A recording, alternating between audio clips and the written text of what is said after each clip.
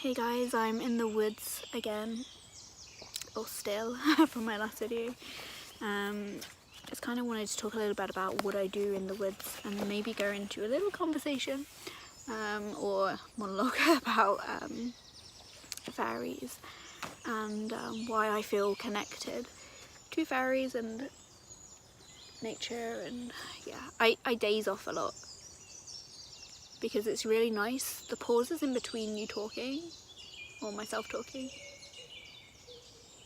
It's really nice to experience, so I hope you enjoyed that. So a while ago I bought this book, Trees of the World, and I thought I'd bring it along with me today. I flick through it sometimes, but I've never really taken action on it. And if you saw my last video about Stoicism, you will see that I do in fact like to take action on things now. I'm taking more action, I'm learning more stuff, and I'm seeing huge benefits from putting in effort and gaining more wisdom and insight, which is awesome. And so this book is by Ray Proctor, Trees of the World. I am interested to see, UK and Republic of Ireland, so it is a British book, I guess. And I thought what I would do today is I would look at a couple of trees and try and figure out what the trees are. Yeah, I've definitely looked at this book before because I remember looking at these, the science behind things, and you know, I always used to just focus more on the spirituality and being connected to nature. Like, I like just sitting against a tree because I find it so grounding. But how cool would it be if you could just sit against a tree and know more about the tree? You know, there's also a book that I really want to read. I think it's called The Secret Life of Trees or something like that, and how they all connect to each other. And yeah, it's a book on my wish list actually. That's a beech tree.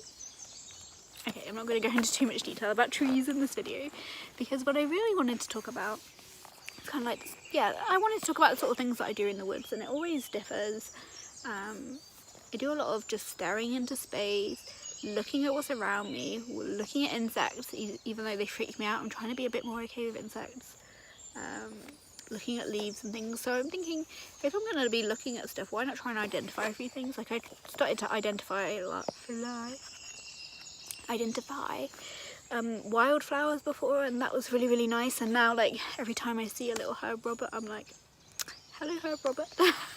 Identifying those flowers has given me a lot of pleasure, so I'm like, maybe I can do that with trees as well, seeing as I feel very connected to trees.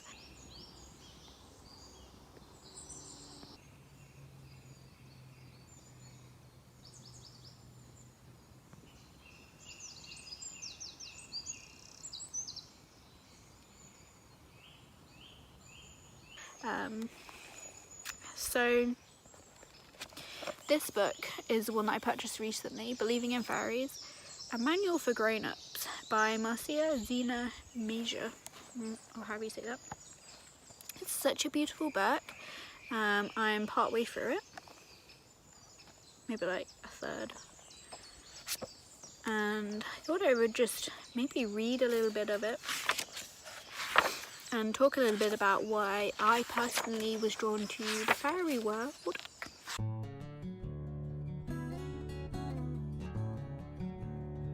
I'm going to be putting more things up on my Etsy store very, very soon.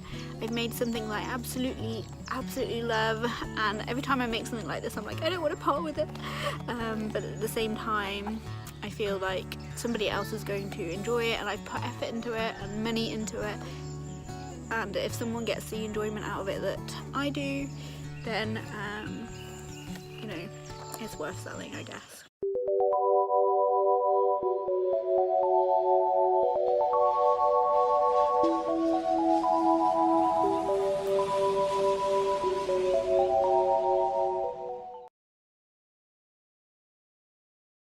Okay, so this book is really good because it entertains left-brained people and right-brained people, and so a little left-brain info for the rationally minded, and then it goes on to a little right-brain stuff for the more intuitively inclined. And I feel like I am a mixture of both. I feel like most people are kind of a mixture of both, but I am more right-brained, so I'm definitely more creative and intuitive kind of person. But I can be rational in many ways as well. And so I'm gonna, seeing as my channel is, you know, based around my interests and things, I'm gonna read out the right-brained information about fairies. Maybe you'll find that difficult to connect to, maybe you won't. Maybe you will, maybe you won't. So here we go. A little right-brained stuff for the more intuitively inclined.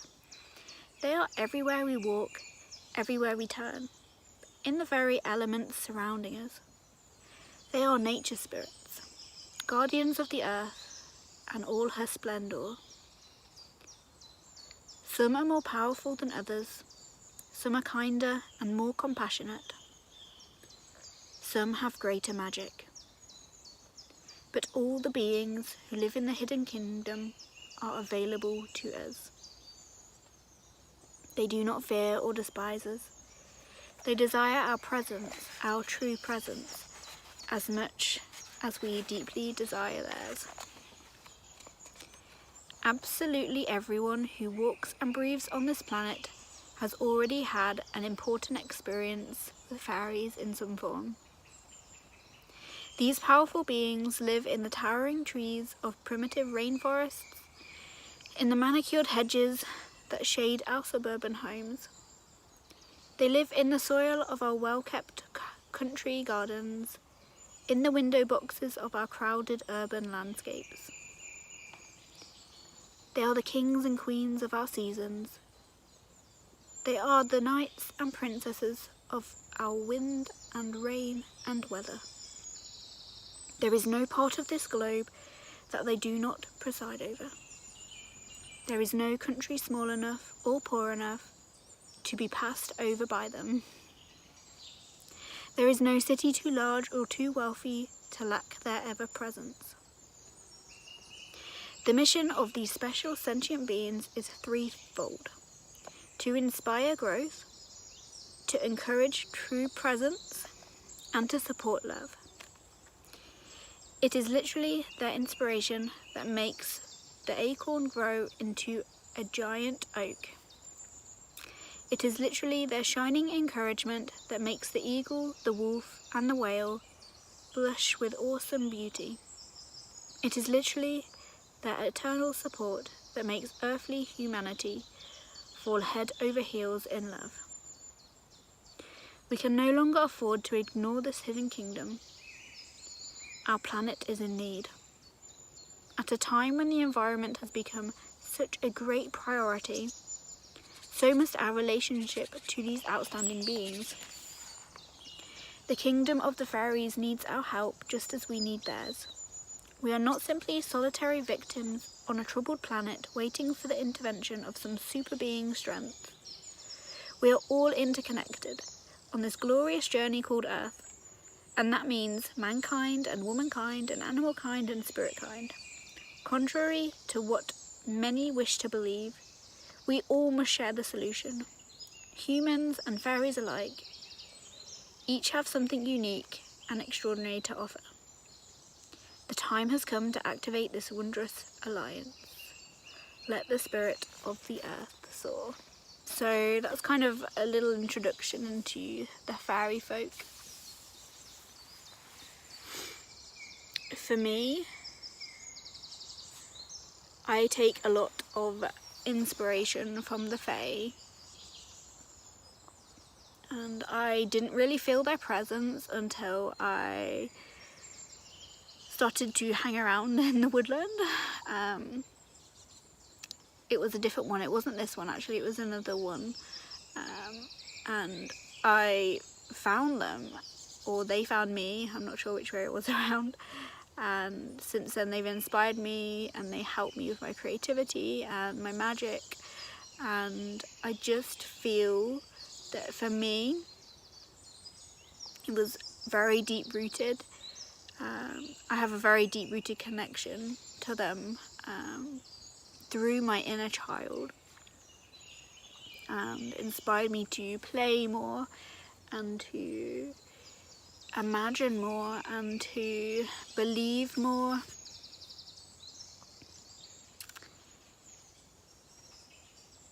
And you know, since then I've just been a little obsessed with learning about the Fae and working with them in my magical practice. I could be called a fairy Wiccan, I guess.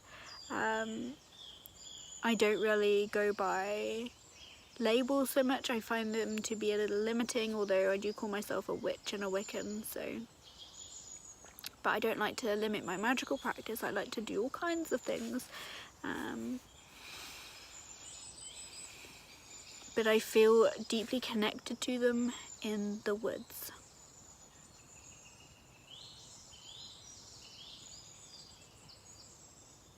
Even though, as the books just told us, they are everywhere.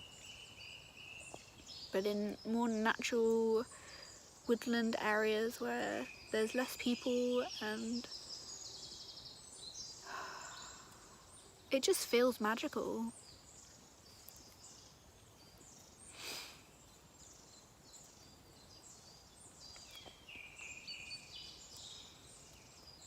I do want to talk about the Fae and fairy beings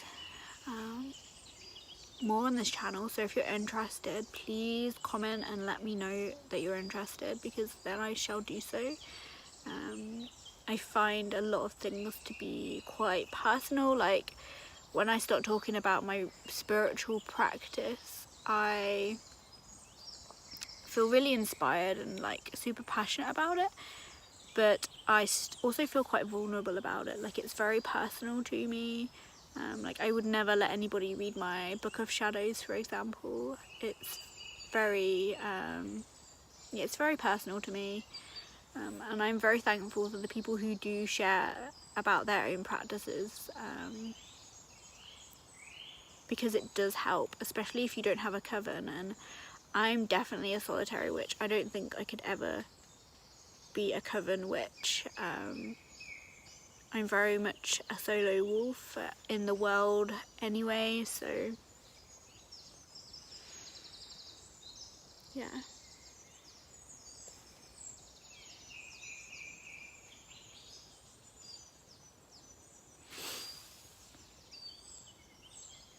But I recommend this book. As you can see, as you can tell, it's beautifully written.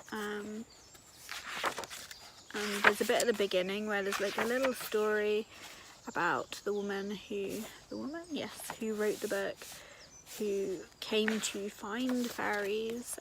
She used to live in New York, and she left city life for nature.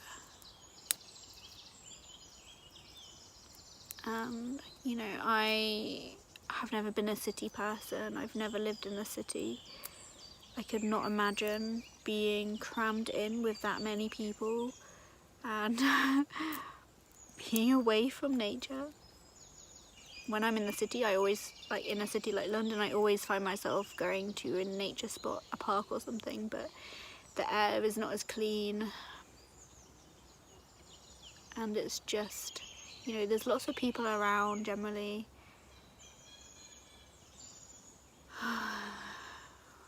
But I feel incredibly safe and connected in nature. I need it in my life. I'd say it's better than any meditation or yoga practice I've done.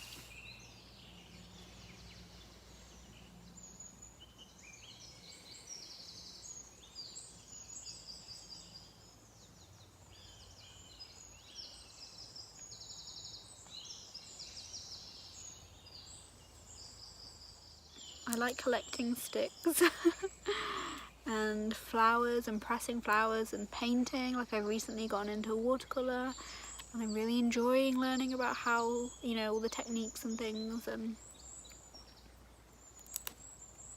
yeah, I've put a lot of intention recently into creativity, a lot of intention, and it's really paying off.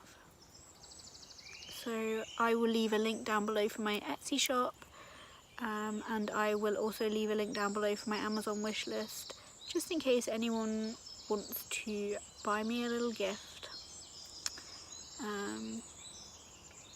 And I will see you again very soon.